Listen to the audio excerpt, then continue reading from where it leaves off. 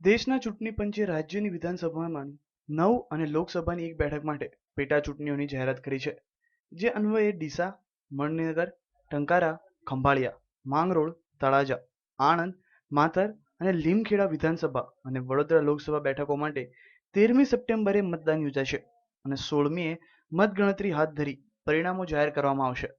આ તમામ બેઠકો ભાજપના ઉમેદવારોએ આપેલા રાજીનામાના પરિણામે ખાલી પડી હોવાથી ભાજપ માટે તે બેઠકો જાળવી રાખવા અને કોંગ્રેસ લોકસભાની ચૂંટણીમાં રાજ્યની તમામ 26 બેઠકો ગુમાવવા હોવાથી તે હવે આ ચૂંટણીમાં શક્ય એટલું બધી બેઠકો જીતવા વધુ એક નાલેશી ટાળવાનો જંગ ખેલશે.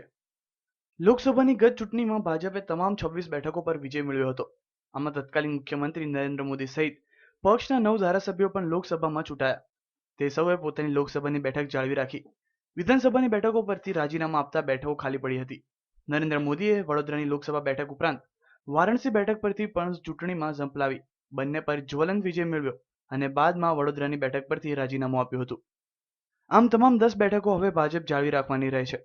મુખ્યમંત્રી તરીકે આનંદીબેન પટેલે હોદ્દો સંભાળ્યા બાદ આ પેટા ચૂંટણી તેમના માટે દેખીતી રીતે પ્રતિષ્ઠાનો મુદ્દો ગણાશે.